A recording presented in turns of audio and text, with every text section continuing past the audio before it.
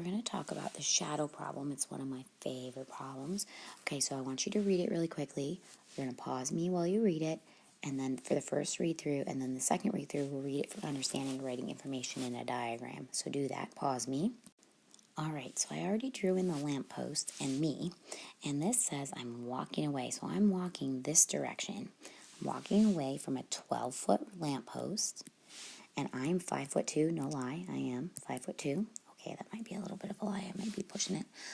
I'm walking away at a rate of 4 feet per second. Okay, that's a rate, so that's a d something dt. We're going to come back and fill in the what it is, but it's 4 feet per second.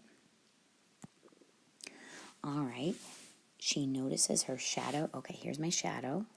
The shadow's going to be on the other side of the light, so here I'm going to make kind of a filmy, elongated version of my drawing of me. Okay, that's me. All right, there's my shadow.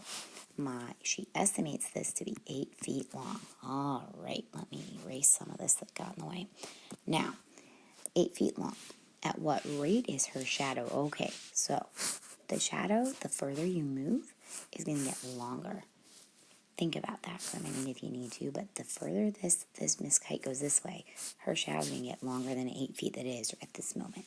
So, her shadow length is increasing. That 8 feet is a constant for that moment in time, but this shadow is really changing.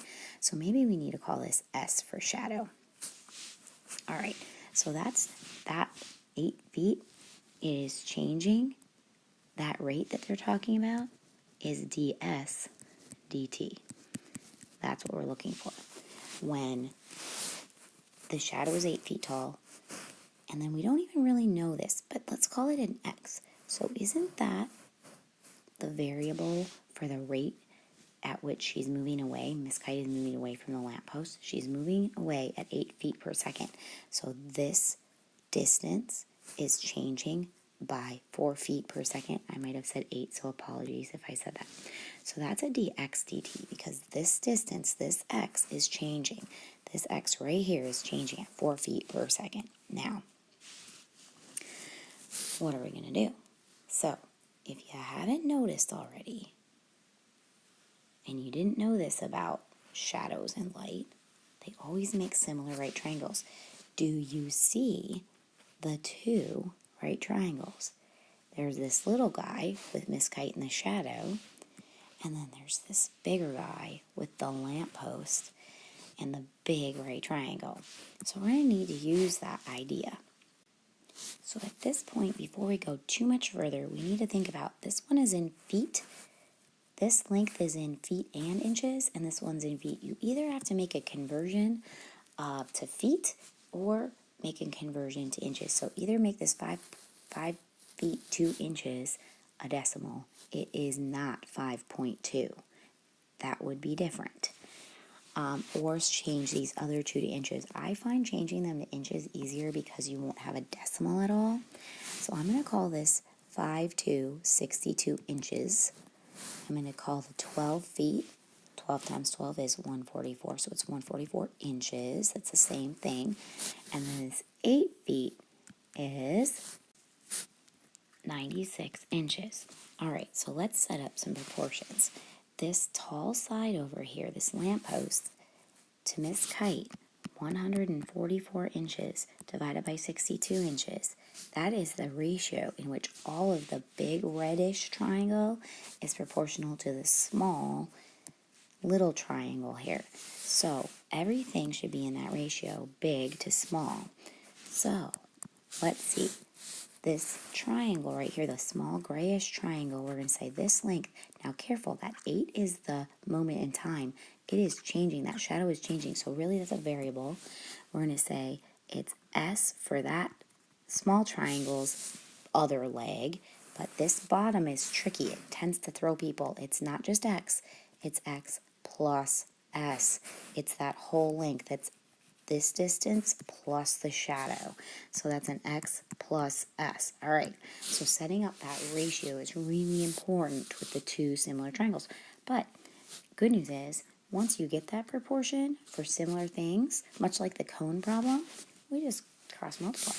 So now we have 144S is equal to 62X plus 62s. Now I'm seeing that there's like terms 62 and 144, so I'm going to subtract them to the other side, and I want you to do the same. In other words, I want you to pause and do a little math, and then bring it back. Now I actually went a step further than maybe you needed to and solved for s. You could stop here and take the derivative, but we do have to take the derivative so we can get to these rates that we're looking for.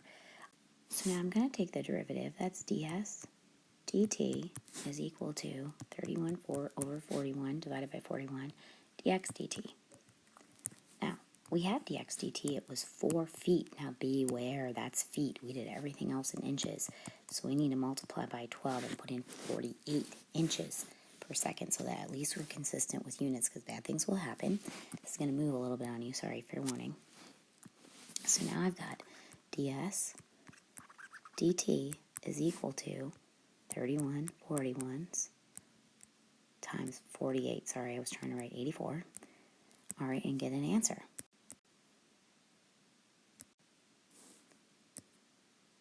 All right, something was going goofy with my little recording, so I'm sorry for the pause. But now we get ds dt is equal to 36.29 inches per second. All right, now you can convert that back to feet by dividing by 12. So let's see, I just did that real quick. That's 3.024 feet per second. That's the rate at which your shadow is changing length. So it's changing 3 feet per second, or about 36 inches per second. There you go.